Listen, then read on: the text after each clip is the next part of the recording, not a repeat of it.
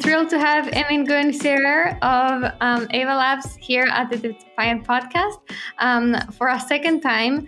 But Emin, last time you were here, it was May of 2020. I can't believe it's been that long. It's been a while.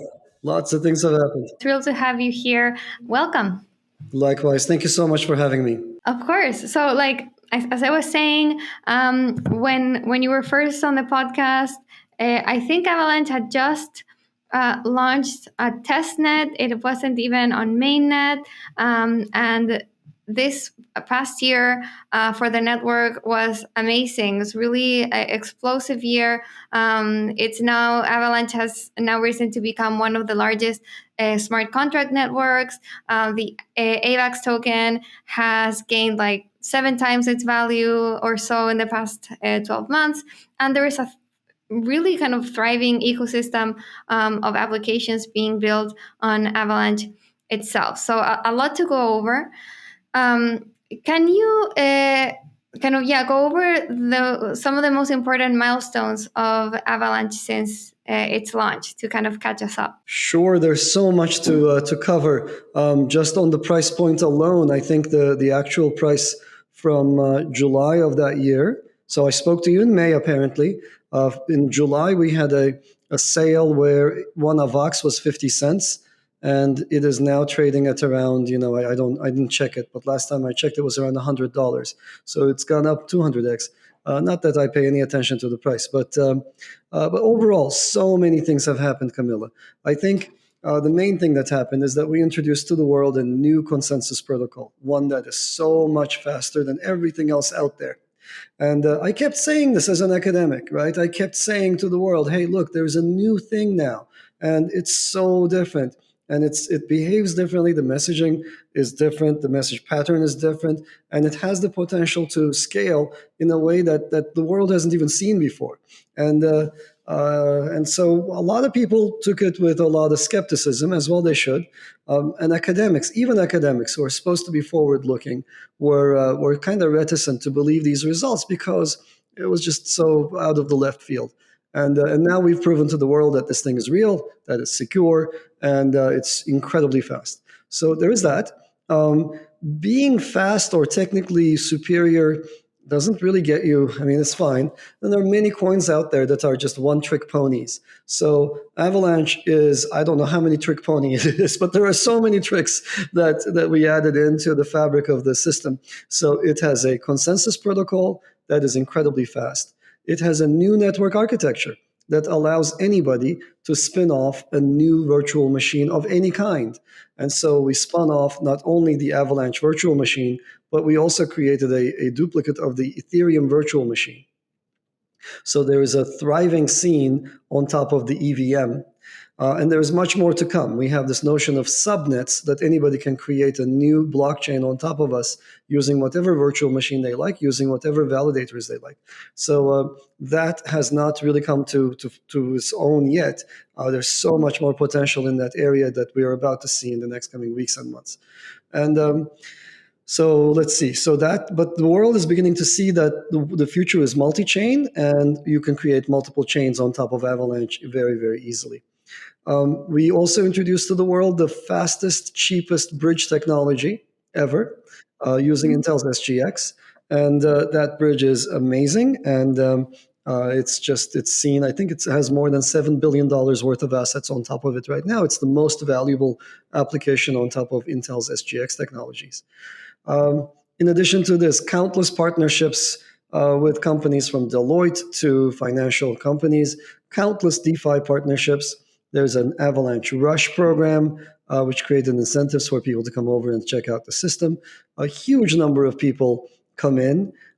There's also another usage pattern that has emerged. People move their assets from Ethereum to Avalanche, carry out their transactions on Avalanche because they're cheaper and faster.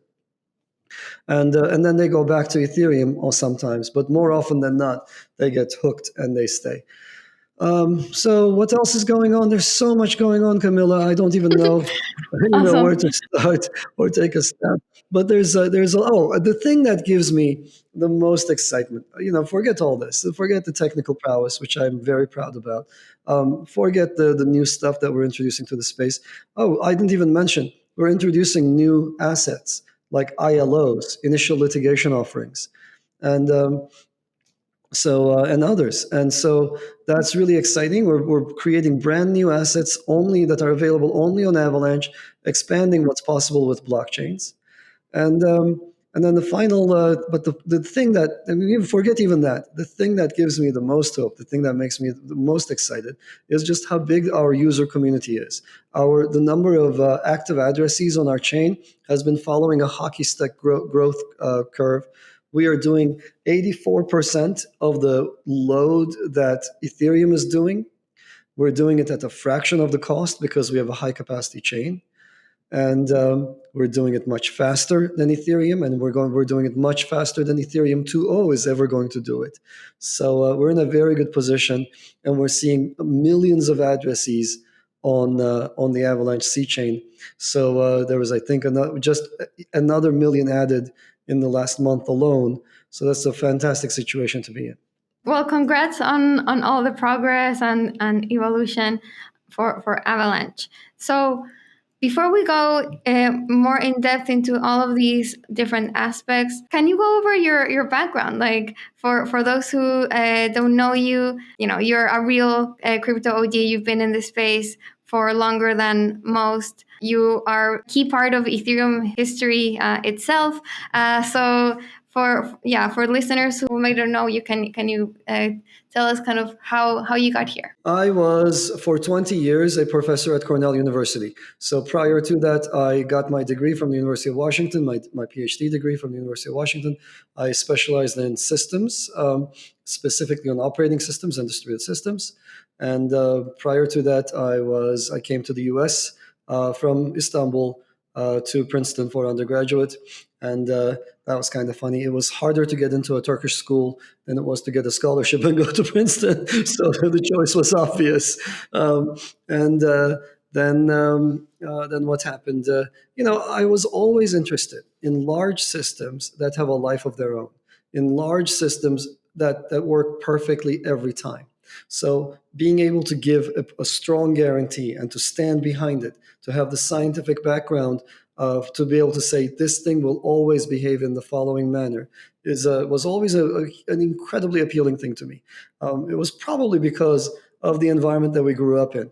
That back in the 80s, things did not actually work. We didn't know how to build reliable systems. I think those listeners who remember what a blue screen of death is, they will all know what I'm talking about.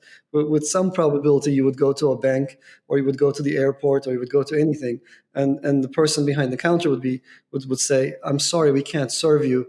We can't help you today because we're The dealing with system is down. system is down, right? Blue screen of death." Or you'd go to the airport and they would see the blue screen up there, right? It was a rough time, and that's what got me into this area of being able to build reliable, trustworthy systems, and that's what I dedicated my career to. My very first project in this area was in 2002, and that was a system called Karma, which was magic internet money that was created by proof of work. It was the first such system ever built, and Satoshi didn't know about it, but a lot of academics know about it. I didn't pursue that as a replacement for the dollar. The situation, post 9/11 in 2002, was that it wouldn't have been a viable alternative. People were really, really worried about terrorist financing. It couldn't have been done then. But Satoshi came after that, but he also added an amazing additional feature that allowed his protocol to work, to be much more robust than what I had planned in Karma, what I had in Karma. So anyhow, so that's my origin story. Then I worked on making blockchains more secure. I worked on characterizing their scalability. I worked on measuring their decentralization.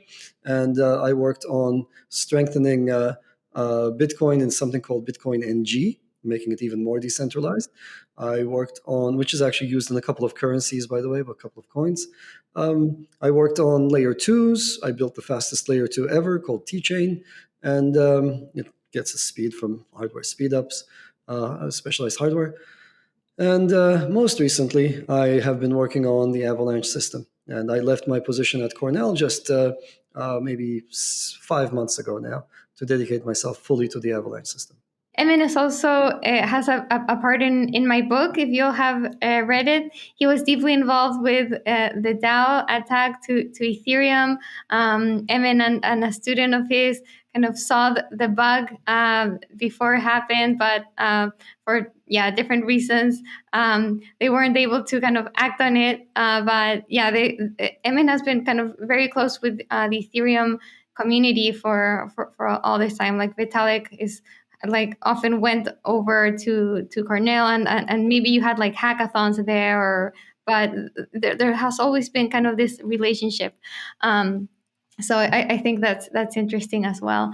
So there's this question that I want to start adding to all of my podcasts. So here it comes, Emin. How are you defiant? How am I defiant? Yes. What a great question. Do I have to answer it in this context or generally? In general. My personality has been the bane of my existence, really.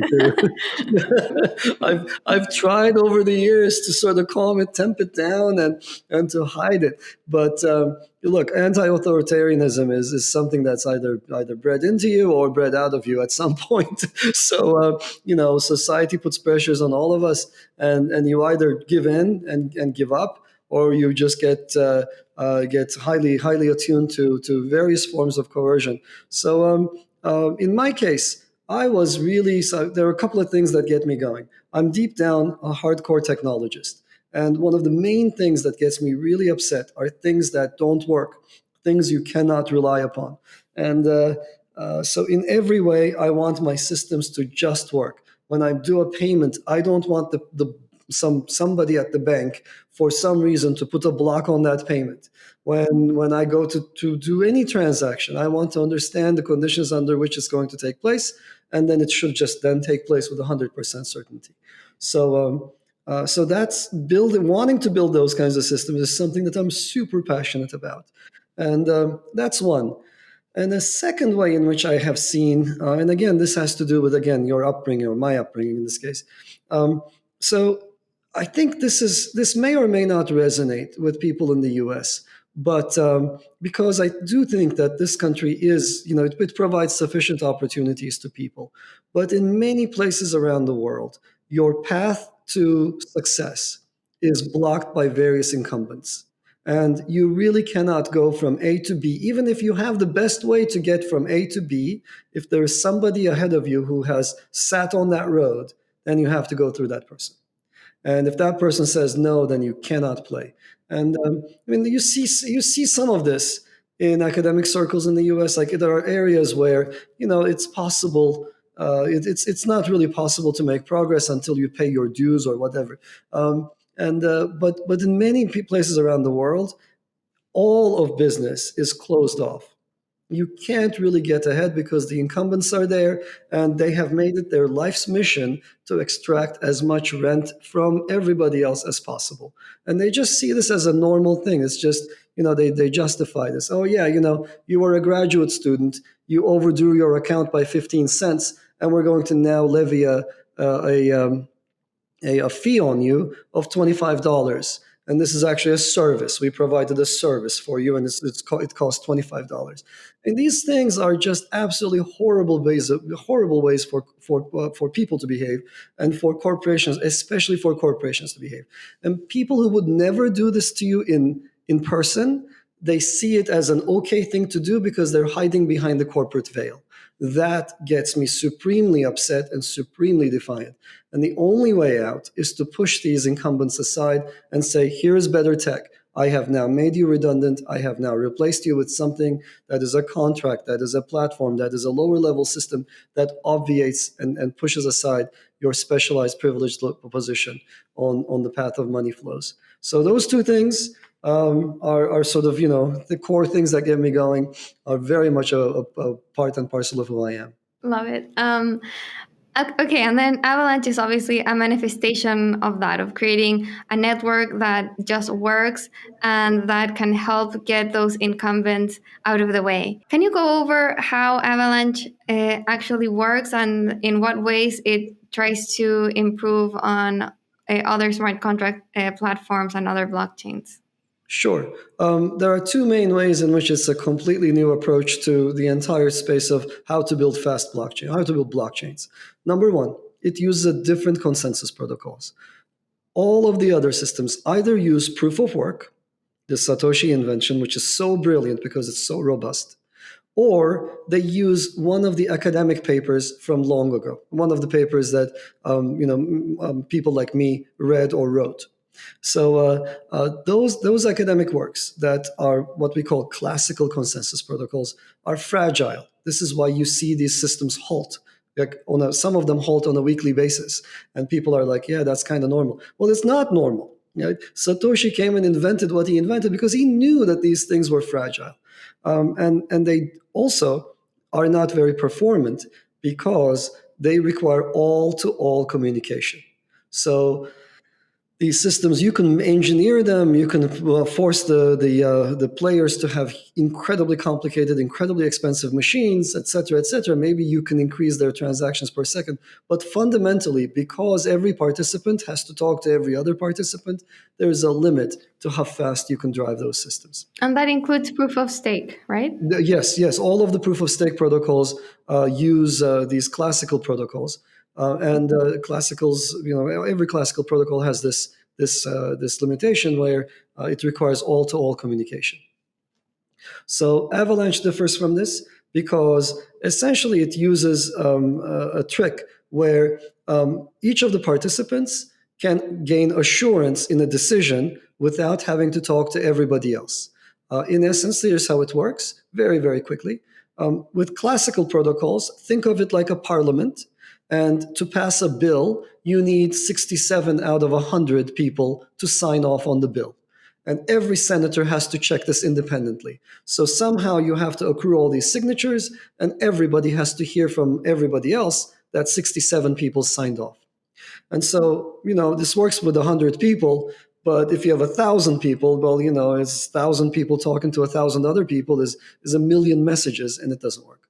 So in the case of Avalanche, here's how it works. Imagine now that we're going to tackle a far harder problem. It's not a Senate of 100 people. Imagine it's a giant stadium of 10,000 people. And but here's how we're going to do it. We're not going to try to put our signatures down on a bill. That would just not work at all. So instead, I ask a random set of people in the stadium if they approve the bill, and so do you, and so does everyone else at the same time. And we change the way whether we approve based on what our friends are telling us. And we do this repeatedly. So I pick a set of random people, like 5 of them or 10 of them. I say, how do you think we should do this? If they say yes, then it's a yes for me. If they say no, then it's a no for me. I repeat this process, and it turns out that after a very small number of iterations, I can gain essentially as much assurance as having spoken to everyone. Why? Because I spoke to a bunch of people who spoke to a bunch of people who suddenly it exponentially goes up, and we have fantastic coverage of the entire field, and we can, with high assurance, admit that decision. So that's one of the main things that makes Avalanche different. That process does not require all-to-all communication. It's very fast, very, very lightweight. So that solves the perennial scalability problem with blockchains. It was a very hard, outstanding problem. First, what's this consensus mechanism called? The Avalanche protocol. This is the way that the Avalanche protocol has of confirming transactions in the network, right? Mm-hmm. Yes. To catch people up, while proof of stake and proof of work and other protocols require all of the nodes in the network or all of the validators in the network to communicate with each other and for everyone to approve the transactions. In the Avalanche protocol, it requires validators to ask others whether they approve transactions, and everyone is asking validators next to them. And so in this way, it doesn't require all of the validators to actually confirm. Is that kind of how it works? It does require all of the validators to come to consensus, but you are essentially right. That is, not everyone has to communicate with everybody else explicitly or implicitly.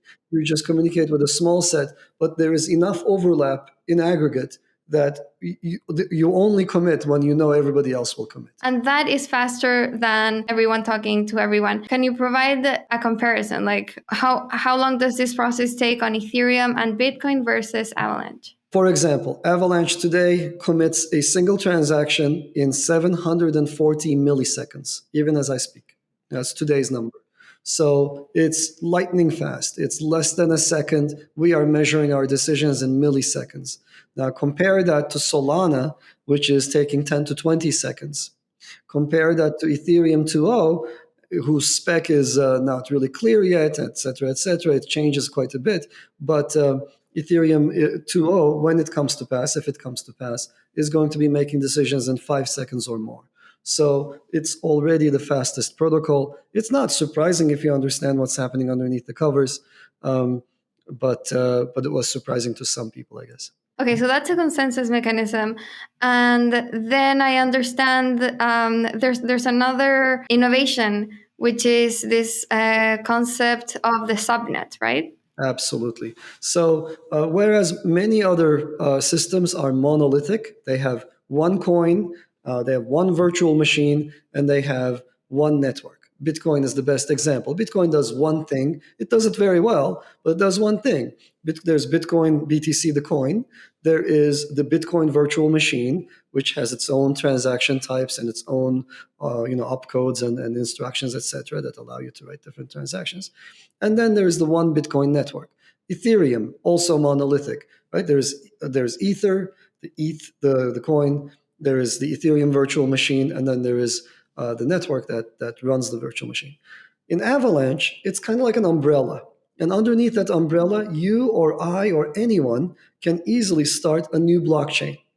When you start that blockchain, you specify what asset it's powered by, and you specify what virtual machine it should run, what the rules should be with regard to executing on that asset. And then nodes come in and join your network to make up, to validate for you, to create your own blockchain. So that's the big difference between these systems. Why is this important? Well, it's important because there are many, many, many people out there with valuable things that they want to put in blockchain form, but those things require special handling. What kind of special handling? Well, you might want to build an application that is supremely high performance, and maybe you don't want to run it on a huge number of nodes. You want to run it on a smaller number of beefier nodes. You want a different network, and so you should be able to create that. Or you have some assets that are subject to U.S. law, and the U.S. law could change at any moment, and you need to be able to accommodate this. And when there are such changes that happen, you need the network to be able to make modifications to the virtual machine. So you don't want it running on the Ethereum network because that's a global network. Maybe you don't want it running on the Avalanche's default network, which is also a global network. You might want to create a Camilla US network that is specific to the US. So these are the reasons for why people might want to create their own blockchains in what we call a subnet. So far, I understand there's one of these subnets created specifically to replicate the Ethereum EVM, the Cchain that on Avalanche. That's right, exactly. Okay, and I'd love to get into that in a bit, but I also wanted to know whether there's been other subnets and like how has this developed so far? Like what are people using this innovation for, or maybe has the ecosystem not really caught on to this yet? Oh, no, no, no. Well, so it's new. People are using it or are beginning to use it, but we haven't seen any big subnet offerings yet. So the time of subnets has come. People are now understanding the concept. I've been talking about this for 3 years now, maybe more. But it's only now that it's kind of sinking in, and people are realizing, oh, I have these assets, but before I can put them into blockchain form, my legal department is asking me what my compliance rules are. Well, my legal department is asking me what kind of a relationship I have with nodes in the network, because you need your legal infrastructure to go down to all of the leaves. So those folks are busy building new virtual machines, either for their usage or adopting existing ones specific to their usage. At the moment, we have one thing called a Spaces VM that's about to be unveiled very soon. And it's an example virtual machine that shows what you can do. It's essentially a key value store in which you can store anything you like. And it can be used for any purpose. It can be used like a name service, but it can also be used to store the data for NFTs. NFT data today is just on centralized websites mostly, and is subject to disappearance at any moment for essentially no reason, or for reasons outside the control of the creator. So I cannot wait to show the world how useful these things can be. The Spaces VM is one of them. There are many other VMs that we have worked on in the past, and there are other private VM installations that we have made many times. But as far as the public is concerned, subnets are just about to take off. We're prior to the subnet explosion at the moment. The Spaces VM code is about to go public in the next 2 weeks. You mentioned earlier a partnership with Deloitte. Like, I'd imagine something like that would be like a subnet would be useful for. Absolutely. Is that what they're looking at? Absolutely. That's exactly what we're working on. You are getting me to leak alpha, but yes. So, that's the purpose of this podcast. Okay, so what you're describing with subnets reminds me a bit of Polkadot's parachains. Like, how do they compare? Good question. So parachains in Polkadot or zones in Cosmos are kind of similar concepts. And that's it, though. So of the 8,000 coins out there, only 3 of them have caught on to the need for not being monolithic, to be able to create these specialized blockchains for specialized use cases. So in the case of Polkadot, they have only so many slots. So they are doing this funny thing where they say, okay, well, we're going to be running some parachains, but because of various limitations, we're going to limit the number of parachains that can exist. So I think it's like 100 or so, and they're auctioning the parachains. I think that allows them to raise money, but to me, it just conveys a huge limitation in the underlying technology. Why should you have a limitation like this? In Avalanche, you can have infinitely many subnets. And then Cosmos is then more similar though, but like Cosmos doesn't have like a main chain. It's just like an aggregation of all these different separate chains adopting like the Cosmos SDK, but there's not like one Cosmos chain. So that's different to them. Right. I want to ask you now about this Ethereum Cchain, because I think what we started to see last year is this separation between EVM chains and non-EVM chains, and there seems to be like 2 camps, right? It's like layer ones are either chose to develop their own virtual machines, or they decided to adopt Ethereum. And Avalanche is in this kind of like middle ground where it has like a version of the EVM. Where do you stand on those 2 camps, and what's your view on these kind of like rivaling systems? Like, do you think like the blockchain ecosystem will overcome the EVM and that'll be kind of like old news, or will everyone have to adapt to kind of play with Ethereum, which is kind of the lead right now in the smart contract platforms? Great question. I think we've been called the Switzerland of blockchains. We are completely agnostic. So you are so right that there is this one camp that says the EVM has won this race. It will forever be the means by which we execute smart contracts. So that's one camp. And then there's the other camp, which is typically like the EVM has a bunch of limitations and design misfeatures, which is not wrong. And so, therefore, I will invent a new virtual machine with its own design misfeatures. So you end up getting these two camps. And so let me, in some academic form, mention a couple of the issues with both. So the EVM, if I were to redesign it, I would make so many decisions differently, all the way down to the word size is just badly chosen. It's not chosen by people who understand how to make things go fast. So that design really needs, so a performance-minded person to go through it and redo it. But that's infeasible at this point, at least for the EVM ecosystem.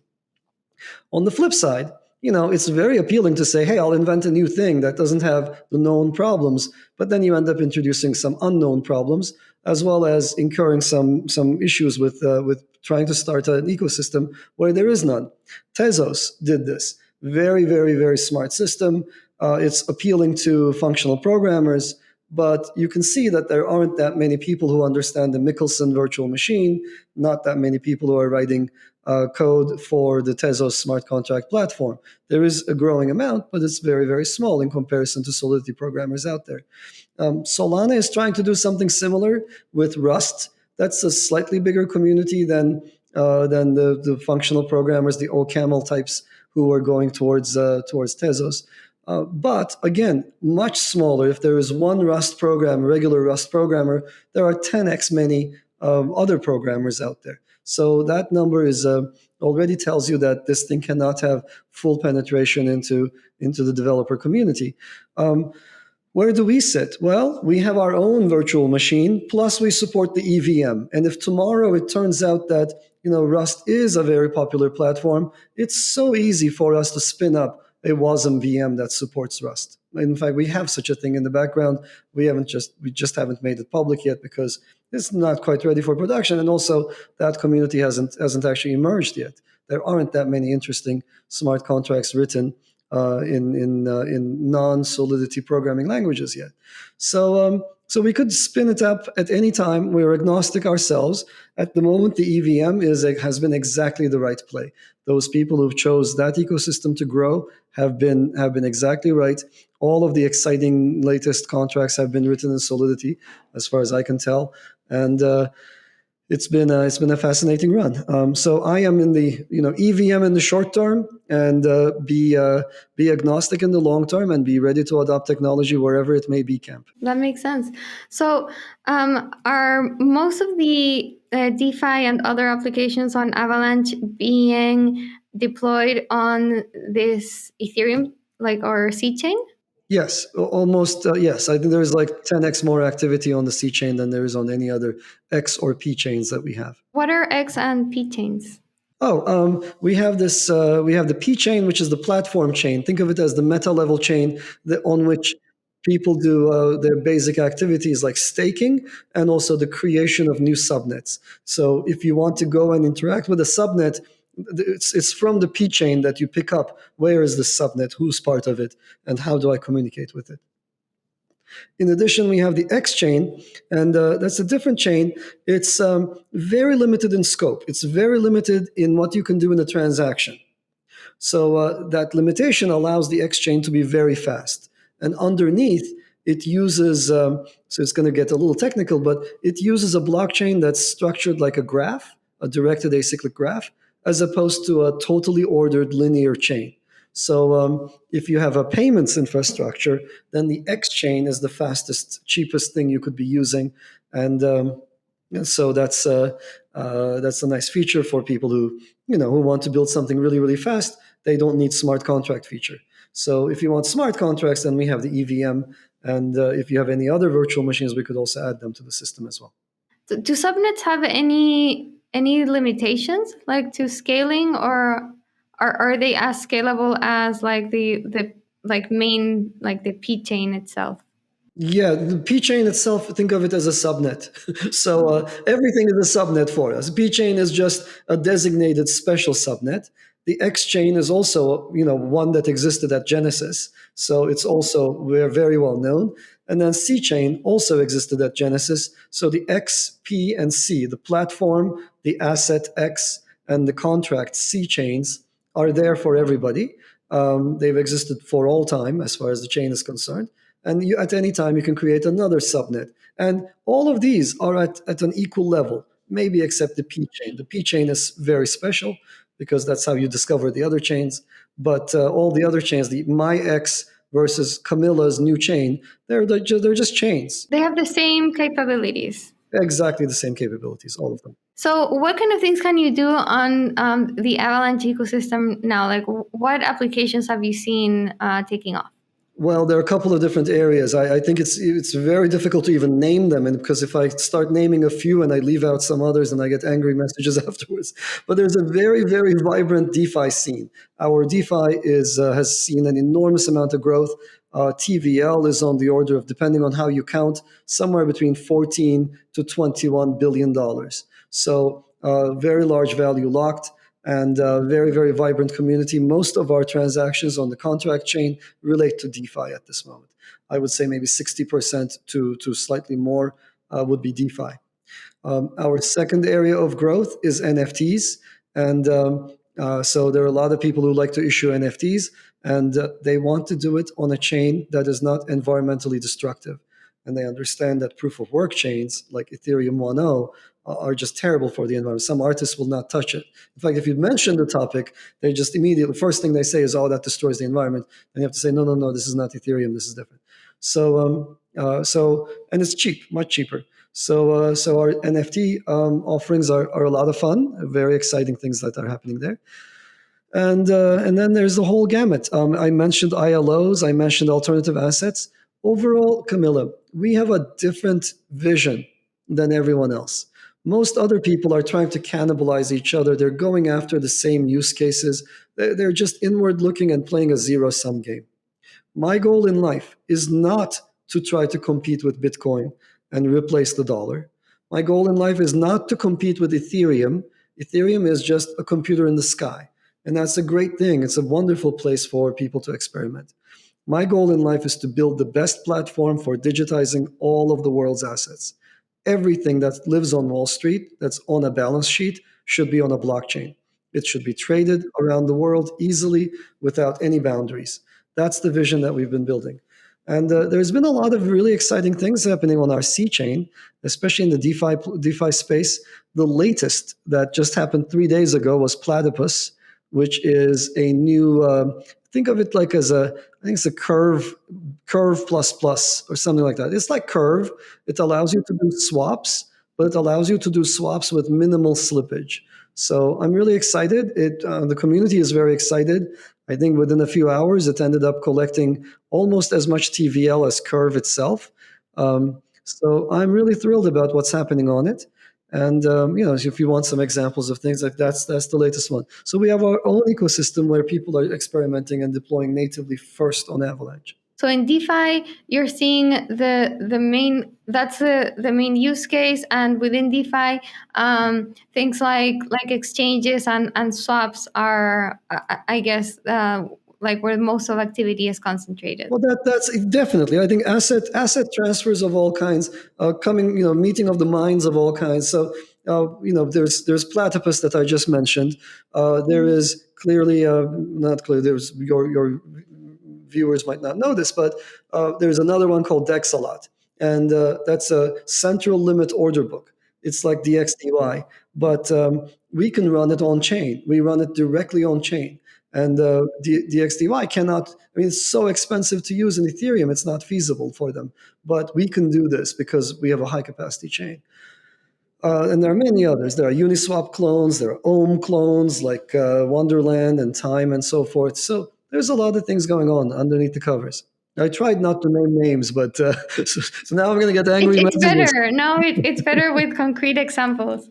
Okay, so as with many other layer ones, tons of like Ethereum DeFi clones. But you mentioned before you're excited about assets that are being created on Avalanche that are like different kinds of assets that couldn't be created before. Could you get a little bit into that? Yeah, sure. I'll give you an example. Let me give you a concrete example. So a while ago, a couple of the people from Ava Labs were talking to a couple of friends of theirs, and they came up with a new asset type that's perfect for blockchains. And so it's called an initial litigation offering token, ILO token. And the idea is this: suppose there are many people out there, especially within the U.S. in the U.S. justice system, who have a grievance. They've been wronged somehow. Somebody did something to them, and they need to sue that other person to get back what is rightfully theirs, but they lack the means to do so. They just don't have the money to sue. Or they have a budget, but the other side has a deeper budget, has deeper pockets. So typically, when you're in such a situation, the other side will resort to tactics, legal tactics, to slowly drain you of your money. At some point, they come to you and try to settle, and you probably give up, a part of your claim just to be done with this thing and not spend so much money on it. So what you can do with an ILO is you can get funding from the global community for your litigation. That funding goes directly to the lawyers. It's used for legal expenses only. And if there are returns, then the returns go back to the people who funded the lawsuit. So the very first one of its kind just happened last December. It was oversubscribed and sold out very, very quickly.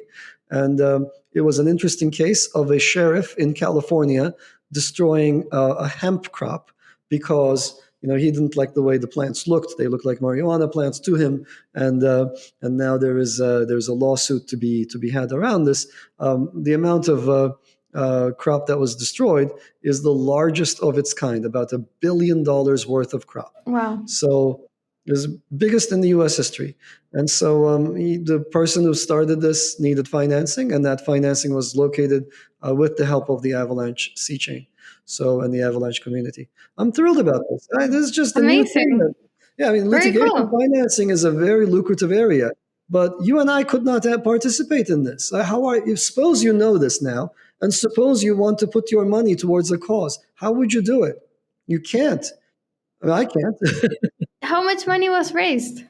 I think it was $250,000, and it was, and I forgot the numbers off the top of my head, but it's hundreds of people who donated. And if you care about legalization, it's happening against a very interesting backdrop, right? There's national legalization going on everywhere, and this is becoming an issue that's becoming normalized. And there's this holdout sheriff who doesn't like this, and he goes and destroys a bunch of crops without due process. And so that's the issue. But at a higher level, the fact that you can very quickly find funding, the fact that you can very quickly find your community, these are things that the internet brought us. Remember, like before the internet, there were a lot of fringe communities where they couldn't come together, and the internet allowed like-minded people to come together from all over the globe. And now they can not only come together from all over the globe, but they can put their money towards the same causes. So it's a wonderful situation to be in. The value layer for the internet is coming alive, and we're just here watching it happen. It's amazing. So all this activity on Avalanche caused transaction fees to spike a couple of months ago. Yeah. We covered it on the Defiant. So can you kind of go over what are kind of the steps that can be taken to mitigate this? Oh, we took those steps, so that's how they went down.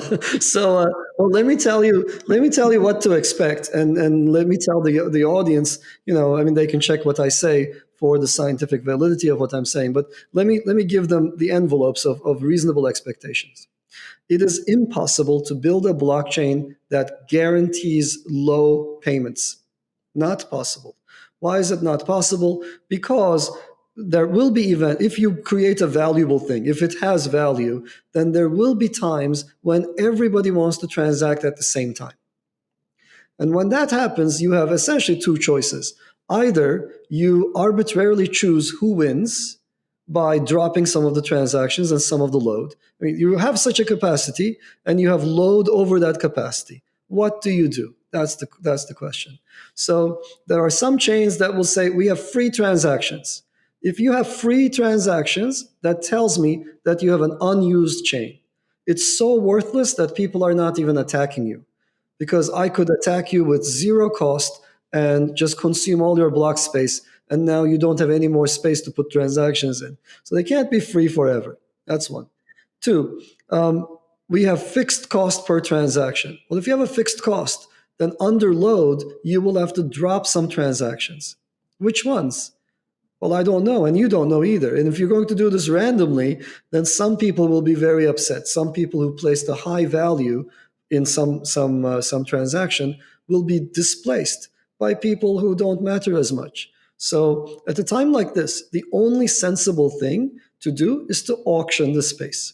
That's why the fees go up and down on every chain that's real. So you have to allow the fees to spike when there is a rush to the chain, and then you should come up with mechanisms for the fees to go back down. So so far so good. There are lots of different mechanisms for that auctioning process. My students were one of the very first people to examine this in the context of Bitcoin and also later in the context of Ethereum. And many common schemes used to manage these fees are broken. They typically cause ratcheting. That is, fees go up very, very fast, but they don't come down. And so in our case, what happened a few weeks ago was, again, one of these cases where people were doing drops of a token. They're dropping a token for the first time, and the very first person to buy it is going to pay a tiny amount per token. And the later you are, the more you pay for the token. So everybody was trying to be that very first user, the very first person to get it. And that created this huge load spike. And when that happens, of course, the fees have to go up. They just, they just have to. So then what happened is we looked at what was happening, and we looked at the load in question, and we realized that we had parameterized our chain for a very low level of load. That is, we were not anticipating that much of a rush in such a spike, and we had parameterized it for a fraction of what the network was capable of doing. So we reparameterized, and we admitted many more transactions per second than we were previously accepting, and without raising the fees. And now, immediately, I think 10 days or 2 weeks after that load event, fees went back down, and they have been consistently far lower than they were at the time of that event, or before that event also. So they went from a plateau that's fairly high to a consistently low plateau that's much lower. Do we not have spikes still? Of course we'll have spikes. When you have rushes to the chain, you have to have spikes, or else you have to drop transactions randomly, which is not an acceptable state of affairs. Then you get angry users saying, why is my transaction not working? Why is your chain not working? Instead, what we do is, when there's a rush happening, you have to pay more. And that's our load shedding mechanism. That's the only sensible load shedding mechanism. But now the load threshold has been raised on Avalanche. Yes. So, okay. Mm-hmm. Could it happen that with more and more demand and activity, that threshold is just met more frequently and you have just consistently high fees? Absolutely. That can happen. And so I can tell you the many different things in my back pocket that we are ready to do to address it when it happens again. But instead of naming these technical things we plan to do, so you can lower the fees as you introduce new optimizations, and we have many optimizations in store. So we've been working on them diligently and consistently ever since the load event.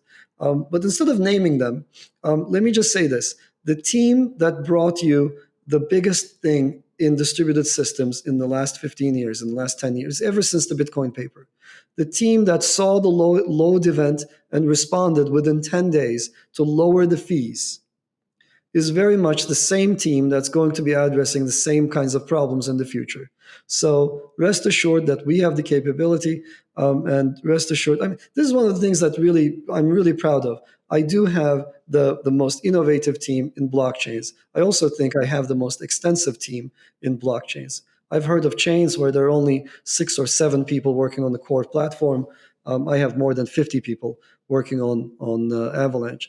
So we're in a very good situation with where we are, and we have distinguished ourselves by using the best of science. We're not just going by gut feeling. I think everybody saw the EIP 1159 situation where something was introduced that was supposed to lower the fees on Ethereum, and it didn't work. Just did not work. It did not manage to lower the fees. So maybe it was a mistake in communication. It was a mistake in expectations. But regardless, it just failed to do what it was built to be doing. But that has not been the case for us. So all I'm going to say is, yeah, sure, fees can spike. They will probably spike in the future. We will introduce optimizations one by one to lower the fees and keep them at an acceptable level. And we have a good track record of having done this so far. Just a note on EIP 1559, I think like the plan was always to make fees more predictable, not necessarily lower. The plan always changes in retrospect, though. so that wasn't so much the plan in the futurospect, but in retrospect, it became the plan. So I was expecting the fees to go down. I was told to expect the fees to go down. And my whole team, we were watching it intently to see what it would do. The long-term vision for Avalanche. So Bitcoin has the digital gold vision. Ethereum has the world computer. And you mentioned the big vision for Avalanche is to digitize all assets, put them on the blockchain. If there's an asset on a balance sheet, it should be on a blockchain.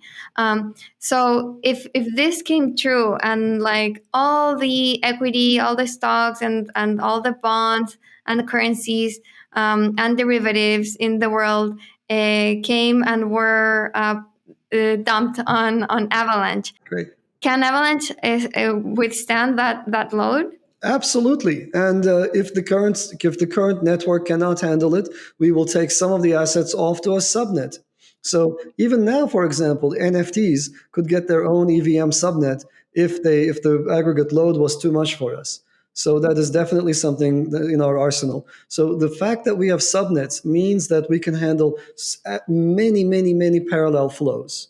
So it's a wonderful situation to be in. What people are trying to do with sharding and other complicated technical things, we can easily handle with subnets. That brings me to layer 2. This meme going around that 2022 is the year of L2, so L222. Mm-hmm. Do you believe that? And right now, like with what we've seen so far with layer 2s on Ethereum, and for listeners, as you know, layer 2s are scaling mechanisms for Ethereum and other blockchains that they take some of the transactions off chain, of the main chain. So, some of the main ones, optimistic rollups, side chains like Polygon, zero knowledge rollups, like all of those. What are your thoughts so far? Do you find them promising? Do you see challenges? Like, what's your take? Let me answer it initially, sort of as somebody who's heading Ava Labs. At Ava Labs, we are completely agnostic and open to layer 2s. Layer 2s are, if they work, then they're great, and they would work immediately on top of us. So every layer 2 that works on Ethereum will work on Avalanche Cchain as well, and that seems like a wonderful outcome. Now, if you ask for my personal view on layer 2s, that will trigger a rant that touches upon a couple of things. But let me touch upon them. I think I've mentioned these before, so let me try to organize my thoughts. Very simply, I think layer 2s are the wrong way to approach scalability. What you do with layers when you bring layer 2s in is when you've given up on being able to write a better system. Blockchains are appealing because they are flat, democratic, and open to all. If you build the right protocol for your layer 1, then you have those properties, and everybody gets those properties, and that's what everybody deals with. So the moment you run out of space and you run out of ideas for how to grow your layer 1, that's when you start shedding off load into layer 2s. Layer twos, think of layer twos as Joe's shack for executing on the side. Every layer two is a shack. It's a weird shack. Each and every one of them has a weird set of restrictions that comes with it. It takes 7 days to get into it, or it takes no time to get into it, but takes 7 days to get out of it, which should immediately be a huge red flag. If you're in the shack, then who comes in and out of the shack is controlled by a guy, Joe, at the gate. That's weird. Why is that? Why am I giving up all MEV to some other guy? Why is it that I had this beautiful network and now I decided that instead of executing on that network directly, I am now allowing Joe to be in a central position? What do you think Joe's going to do? Joe is no different than the people on Wall Street that were here, sitting at bridge, holding down every vertical and charging you rent for it. He's going to do the same exact things. How is Joe not going to turn into Citadel? How is Citadel not going to buy that Joe? So all of those systems, if they were to be successful, they would be terrible from a techie perspective, and they would be terrible from a retail user perspective. Why is it terrible for a techie perspective? Because these things don't compose. If you're in Joe's shack and I'm in Jane's shack, then I can't just invoke you. Things are happening on different timelines, and the mechanisms for communication have been split up. If there is money on Joe's shack or in Joe's shack, that's distinct and separate from the money in Jane's shack. That liquidity cannot flow. And so these are all terrible outcomes. You don't want any of these. If you're a developer, what you develop on is what you see when you look below you. And so normally you look below you and you see a nice, elegant EVM. And instead, now with the layer 2 approach to scaling, if I'm on Joe's shack, I see Joe's weird shack and all the crud in it, and then there's the EVM underneath that. And if somebody else is in Jane's shack, then it's a different infrastructure. All of these just limit the ways in which we can interact with these smart contracts.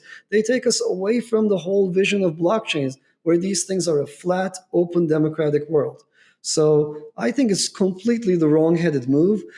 It's a move out of desperation. If I was desperate and I ran out of things to do on layer 1, then I would start pushing people into layer 2. But the right way to build systems is to build fast, flat, simple systems open to all, not defer the task of scaling to other people and allow them to reap huge financial gains. They could censor. Whoever is running, the execution engines for these things can do censorship. And I understand the situation for Ethereum, more or less. I don't really know what happens in the mining pools. Nobody does. But at least I have some empirical evidence that there isn't much censorship going on. But if I jump into, Joe's shack or whatever, some layer 2 or another, then I have no idea what's happening. And when it comes to side chains and other fancy terms, all of those are essentially layer 2s. So what's a side chain? Nobody has a proper definition for it. It's just a layer 2. And these are all, and the final thing I'm going to say about all of these layer 2 projects, they are not trying to expand what is possible with blockchains. They are just trying to carve out value from Ethereum. They're not bringing much in terms of business. They typically don't even have business development units. They're just like, hey, we're running the EVM on the side in a centralized setting, and I don't know what the world wants me to do. I'm not going to go up to them and say, whoop-de-doo, you get an award. You have reinvented exactly what we had before. I will never say that. I think it's the wrong vision. I don't think we should be heading down the layer 2 path. I've said this multiple times, and this is one of the reasons why I am not, I'm building Avalanche and not following along with the Ethereum vision. The Ethereum vision, Ethereum 2.0, I think is a mistaken direction, and it's not going to be that great when it's done, if it's done. And the layer 2 vision to scaling is I think the wrong vision as well. So it's not an elegant, just from the elegance perspective alone. If I'm a developer, I will not want to develop on it. Wow, what a strong view. I mean, do you think it's possible to create a decentralized layer 2? I mean, right now, zero knowledge rollups, I think, can have I mean, they haven't been many haven't been implemented yet, but I think there is some promise there of a greater decentralization, and at least there's kind of this, I believe, like faster way of communicating with mainnet. Maybe there's improvement on bridges. I don't know. Like, is there any way to kind of save these, or to you they're all doomed? I don't. Okay, so I don't want to categorically say that the entire layer two approach is bad. So it's just I haven't seen a layer two that I am proud of and would stand behind. It's possible that zero knowledge based ones are maybe better than the optimistic rollups. Optimistic rollups have a data availability problem, and that problem is unsolved. It remains unsolved. So zero knowledge ones are better, but then there's a proof time problem. It takes a lot of time to generate the final proof to settle back on chain. So settlement times can be as long as days long, maybe even longer. So these are not, and maybe you might have to write your smart contract in a language other than Solidity for a virtual machine other than the EVM. You need to write it for the zero knowledge prover. So that typically requires compiling down to a different bytecode.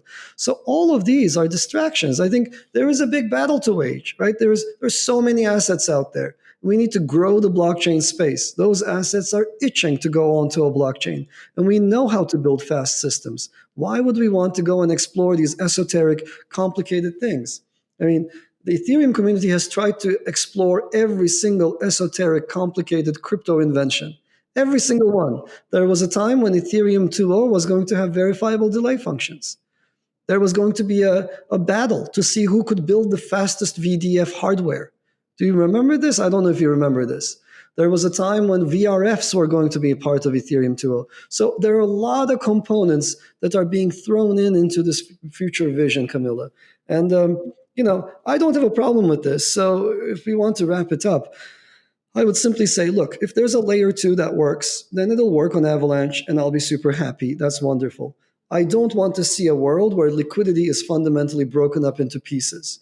I don't want to see a world where there's a bottom layer that everybody uses and knows it's there, but nobody really interacts with it because it's too expensive. And there's some other layers on top. It's just a messy worldview. I would say that most importantly, I think I want to build a world that is open, free, and democratic. And I don't see layer twos as being any of those things. I think at least the existing ones. Can someone invent something better? Maybe.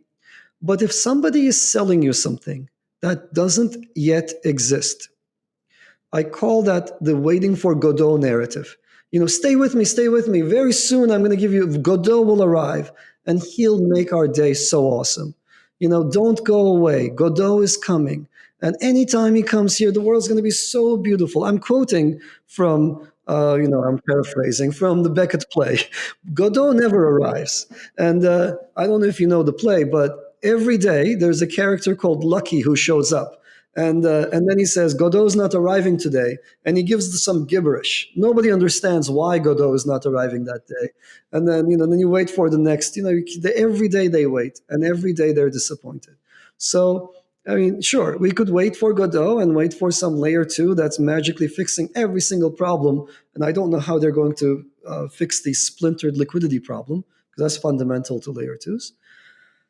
So maybe that's possible. I'm scientifically open-minded, and I'm definitely not against L2s. I'm just calling out observational facts that any techie should be able to see with the layer 2 approach. It's just, I don't see it as being a winning technological direction. I'm not putting any effort towards that direction at Ava Labs. But as I said, if it does happen to work, then that's wonderful, and we'll have it work on Avalanche. So if you don't believe in a future of splintered liquidity, does that mean that you believe in a winner-take-most world for blockchains? Or do you think there can be kind of like a cross-chain future where multiple layer ones connect via bridges? Oh, I totally believe in a multi-chain future. So the future is multi-chain. These chains never die. So there's no such thing as an avalanche killer, right? So pretty darn good. But at least at the moment, there isn't one. But even if you could come up with something, these chains never die, right? They just don't die. Even the most broken ones that should die don't die.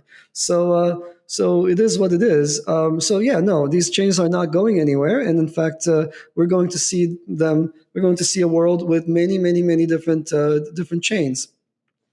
Who will emerge triumphant from this are the chains that can absorb the new growth. Forget the world as it is now. It's fine. It's great. And $1 trillion valuation for Bitcoin is wonderful. But there's 700 trillion worth of assets out there.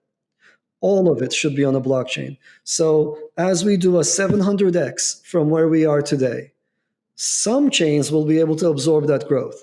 With subnets, Avalanche is in prime position to do it. Some chains will be able to provide the necessary performance within each subnet, within each chain. So Avalanche is in prime position with its consensus protocol. So we want to absorb that growth. And the chains as we know them, they're not going to go down in value, I don't think. I don't think they're going to die.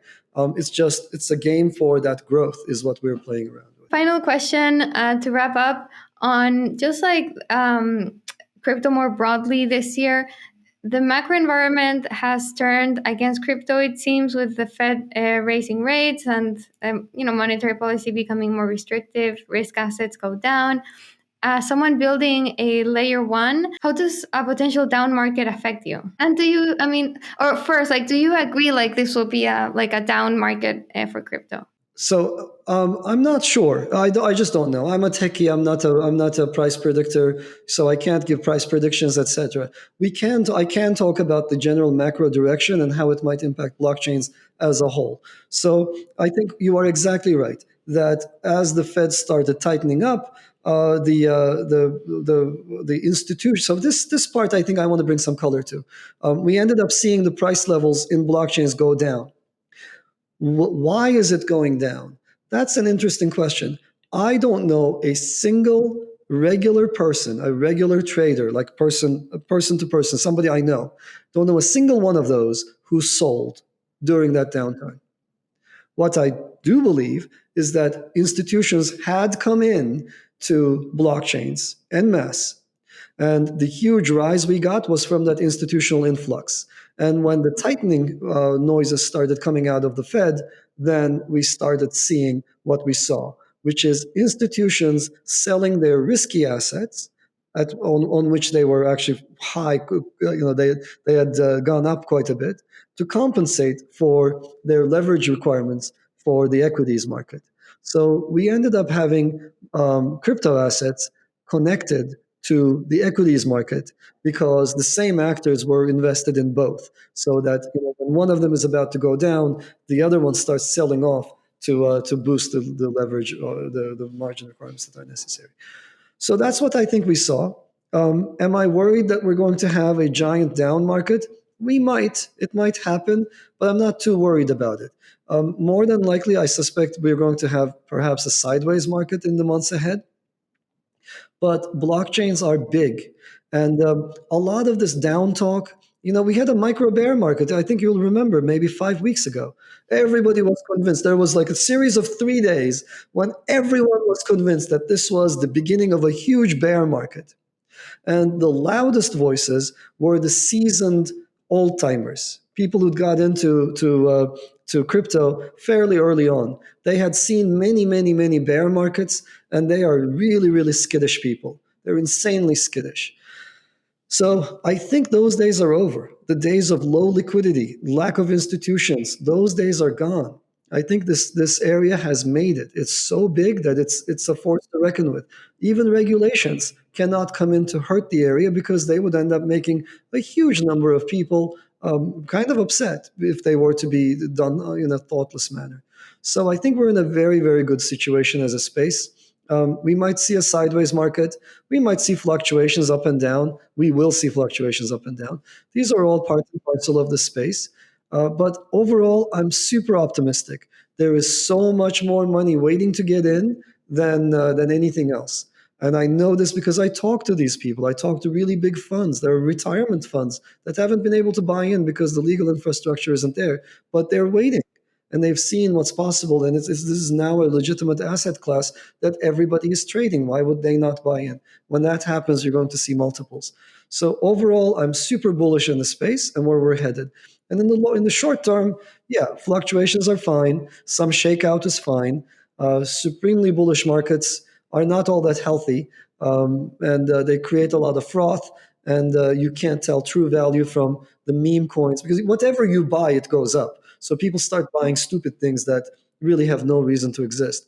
So I think I kind of like where we are, and I am super bullish, and I'm super excited about where we're about to go to. Awesome. That was, well, great note to end on. Very optimistic. I am as well.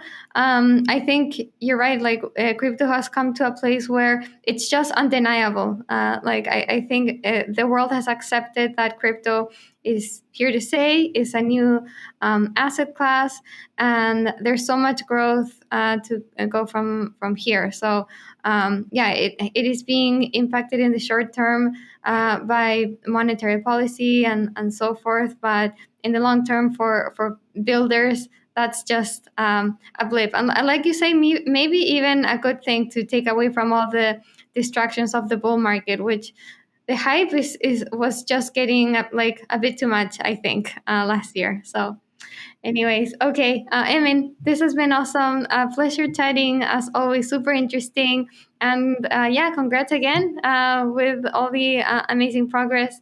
We'll be covering and watching as always from the Defiant. So thanks again for joining. Thank you very much for a great discussion, Camila. Thank you.